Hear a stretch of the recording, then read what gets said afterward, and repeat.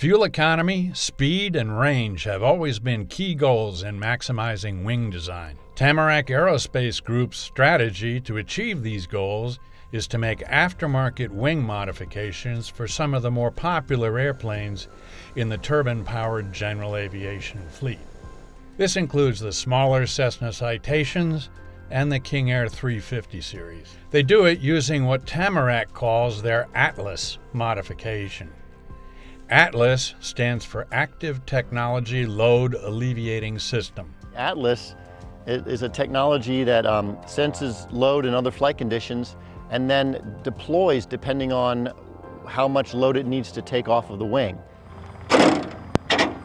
So you can do this extension, and these devices are in position very quickly in a gust or in a maneuver. They stay up and they unload the wing, so you don't have to reinforce the wing. The retrofit adds a wing extension to the standard wing assembly, along with a specially designed winglet. And what happens is we extend the range, extend the endurance by a lot, reduce the stall speed, increase the gross weight potentially, if the gear is not the limiting factor, and increase the max zero fuel weight. So all these things together, it's a win for us.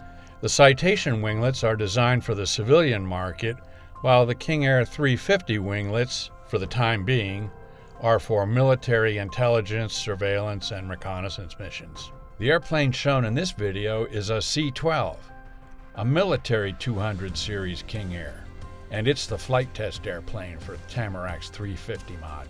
So the market for the military version of this is somewhere between 400 and 600. We know for civilian there's a lot more, but we're not focused on the civilian market right now. Despite the popularity of their mods, Tamarack has encountered difficulties. Tamarack-equipped airplanes were involved in several uncommanded roll events, one of them resulting in a fatal accident.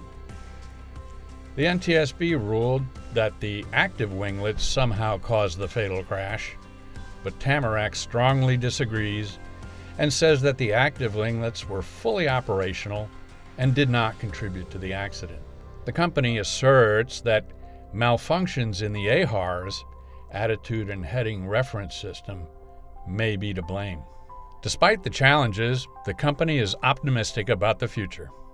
No, it's just an exciting time. You know, sustainability is number one right now in all the aviation communities all around the world for both civilian and commercial and even the military. So we have a solution right now. It's kind of exciting to be in this space. We're almost like the poster child for that because we can increase the efficiency dramatically on an older plane. This plane's a 1979 plane and it has an hour and a half more endurance than it did a month ago before we put the winglets on. So it's kind of cool. Tom Horn, AOPA Live.